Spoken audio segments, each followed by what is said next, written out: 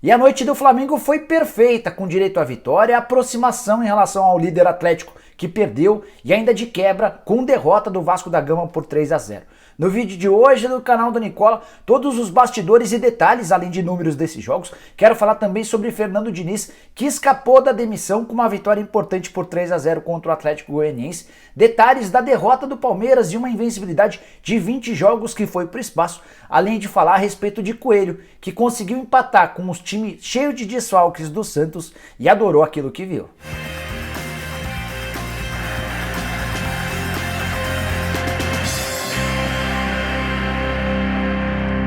Fala aí pessoal, sou o Jorge Nicola, bem-vindos a mais um vídeo do canal. Para quem não me conhece, sou comentarista dos canais ESPN, tenho um blog no Yahoo e por aqui vou tentando manter você bem informado sobre tudo o que acontece no mundo do futebol. Antes de passar as informações sobre a rodada dessa quarta-feira, queria pedir para você assistir ao vídeo até o fim. Se curtir, não esqueça de dar um like. Além disso, queria pedir para você se inscrever no canal, super fácil. Só apertar esse botãozinho vermelho de inscreva-se. No final do vídeo eu te conto como é que você vira membro do canal do Nicola, beleza? Bom, bora começar falando a respeito da vitória do Fluminense por 4-2 contra o Goiás em Goiânia, vitória que fez com que o Flu saltasse para a sexta colocação na classificação geral. Os gols do Fluminense de Iago Felipe, Fred, Nenê e Digão. Os dois gols do Goiás foram do Rafael Moura. A nova classificação do Campeonato Brasileiro tem o Fluminense no G6, na sexta colocação, 21 pontos conquistados, tá, por exemplo, à frente do Santos. Ótima arrancada de um time que se tornou recentemente bastante pressionado. O Odair Hellmann chegou a correr risco de demissão. Já o Goiás é o lanterna do Campeonato Brasileiro, apenas 9 pontos conquistados. É bem verdade que tem jogos a menos do que os adversários, mas esses jogos são bem complicados.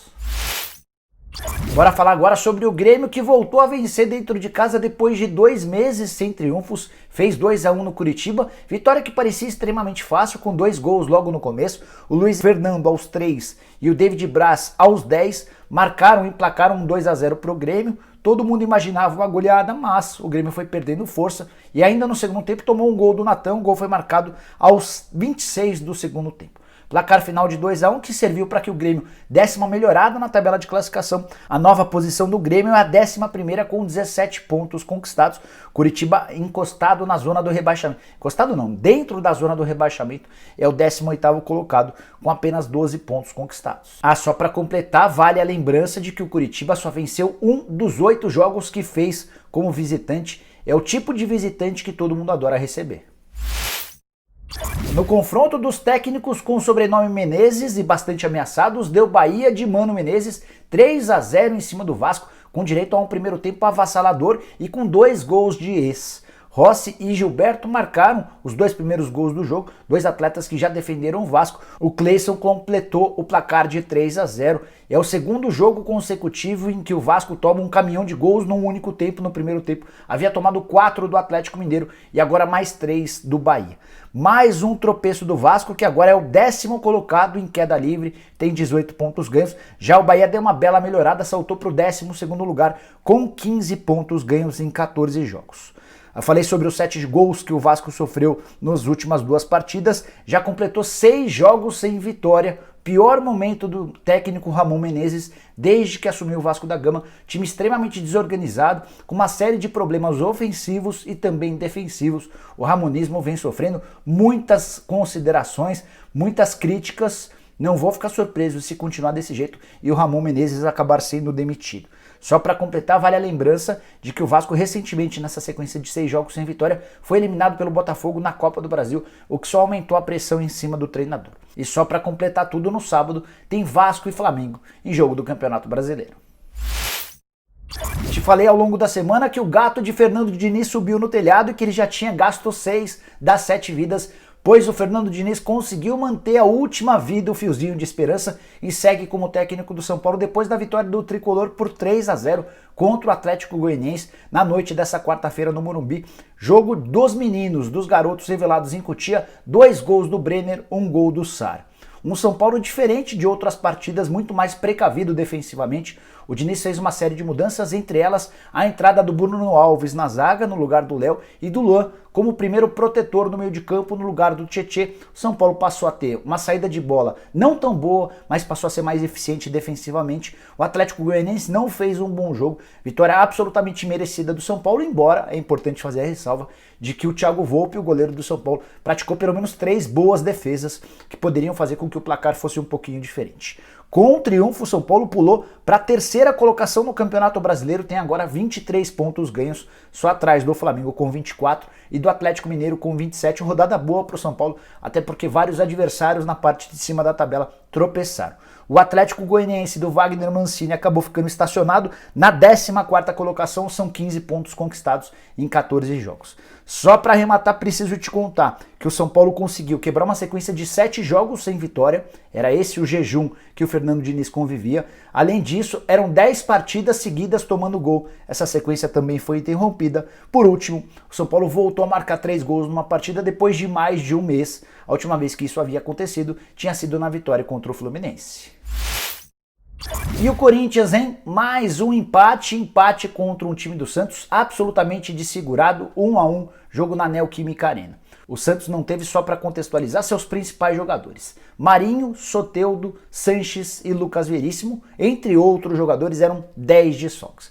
Ainda assim, o Santos conseguiu sair na frente com um gol do Madison. O gol do Madison foi marcado aos 10 e o Danilo Avelar aos 45, em um dos últimos lances do primeiro tempo, conseguiu subir mais do que o João Paulo para marcar o gol do empate. Gol que gerou muita reclamação dos santistas em relação a uma falta do Gil, em relação a uma possível falta do Danilo Avelar em cima do João Paulo. A arbitragem, com a ajuda do árbitro de vídeo, não viu nada de irregular e confirmou o gol.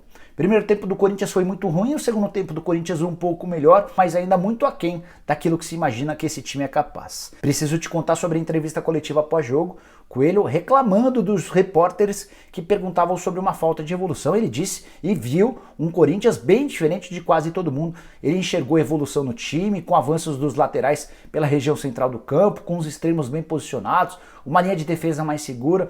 Ele só ignorou o fato de o Santos estar completamente desfigurado para essa partida e o primeiro tempo horroroso que mais uma vez o time dele fez. Você pode estar se perguntando, tá bom, e o André Sanches vai mexer no Coelho ou não?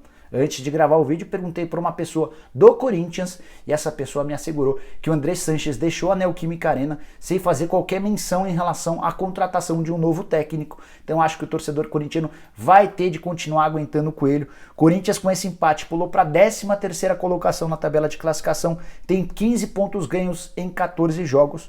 Com esses 15 pontos ele tem apenas 1 ponto de vantagem em relação à zona de rebaixamento que tem hoje o Ceará no 17º lugar. Ficou faltando uma informação importante: o Danilo Avelar, autor do gol, acabou sentindo um entorse no joelho e vai passar por exames ao longo dessa quinta-feira para diagnosticar a gravidade da lesão. Existe muita preocupação em relação à possibilidade de o Corinthians perder o Avelar pelos próximos meses. De um lado, um time que não vencia 10 jogos, do outro, um time que não perdia há 20 jogos. Adivinha o que aconteceu? Vitória do Botafogo por 2-1 contra o Palmeiras. O Botafogo, que não vencia há 10 jogos, derrubou essa invencibilidade de 20 rodadas, incluindo outros campeonatos que pertenciam ao Palmeiras. Segundo tempo bem diferente do primeiro tempo horroroso, segundo tempo bastante agitado. Logo no primeiro minuto, o Pedro Raul colocou o Botafogo na frente. Pouco depois, o Botafogo chegou ao segundo gol, gol do Caio Alexandre aos 7. Houve uma demora na confirmação desse gol com a ajuda do VAR. O gol de fato foi legal. Palmeiras esboçou uma reação, especialmente depois da entrada do Scarpa, que entrou bem no jogo, e o William Bigode aos 31 fez o 2-1. O mesmo Bigode desperdiçou um gol incrível logo depois e teve a chance num pênalti de fazer o 2-2, mas o Diego Cavalieri, que havia ido mal no lance, havia sido responsável pelo pênalti, acabou defendendo a cobrança do Bigode. Com a derrota, o Palmeiras caiu da 3ª para a 5ª colocação na classificação geral e nesse momento tem apenas 22 pontos conquistados. Essa derrota para o Botafogo deixou bem claro o quanto o Gustavo Gomes faz falta. O Matias Vinha também fez bastante falta pelo lado esquerdo do campo, até porque o Luxemburgo não pôde contar com o Esteves, que está sendo preparado para ser o substituto do Vinha quando o lateral esquerdo uruguaio não estiver à disposição. Já o Botafogo deu um belo salto na tabela de classificação, ocupava a zona de rebaixamento, nesse momento é o 15º colocado, ele ganhou 4 posições, tem 15 pontos ganhos, a mesma pontuação do Corinthians. Bora falar agora sobre o grande vitorioso da noite, o Flamengo, que enfiou 3-0 no Sport, com direito à provocação do Diego Ribas depois do jogo. Ele disse que venceu o campeão brasileiro de 87, aquela velha rixa entre rubro-negros do Flamengo e rubro-negros do Sport. O Diego tira no sarro. É bem verdade que o primeiro tempo do jogo do Flamengo com o Sport foi ruim, um 0-0 justo e merecido, até porque o time do Jair Ventura conseguiu se posicionar muito bem com duas linhas de 4, dando poucos espaços. Veio o segundo tempo e o filme do jogo com o Atlético Paranaense se repetiu. Flamengo muito melhor, aproveitando as oportunidades que criou e fazendo os 3-0. 2 gols do Pedro, mais uma vez o Pedro marcando gols. Ele marcou o primeiro gol aos 6 e marcou o segundo gol dele aos 14. No intervalo entre um gol e outro ainda houve tempo para o gol do Gustavo Henrique, do ex-zagueiro do Santos, marcado aos 9. Dessa maneira o Flamengo pulou para a vice-liderança do Campeonato Brasileiro com 24 pontos ganhos, só 3 atrás do Atlético Mineiro, que perdeu na rodada. Daqui a pouco te falo sobre a derrota do Galo. Flamengo que chega à 4ª vitória nos últimos 5 jogos, são 4 vitórias e um empate, e que tem uma sequência boa de jogos dentro de casa ou no Rio de Janeiro. Próxima partida contra o Vasco na condição de visitante, mas no Rio. Depois recebe Goiás, Red Bull Bragantino e visita o Corinthians. O Flamengo que parece ter encontrado o seu rumo na volta do Domenech Torrent. Mesmo com as ausências de Everton Ribeiro e Arrascaeta, o Flamengo conseguiu uma vitória importante contra um Sport que vinha embalado. O Sport que vinha ocupando as primeiras colocações. Apesar da derrota, o Sport ainda é o 8º colocado do Campeonato Brasileiro, com 20 pontos conquistados. Quero fechar o vídeo contando sobre a grande vitória da quarta-feira, o triunfo do Fortaleza por 2-1 contra o Atlético Mineiro no Castelão.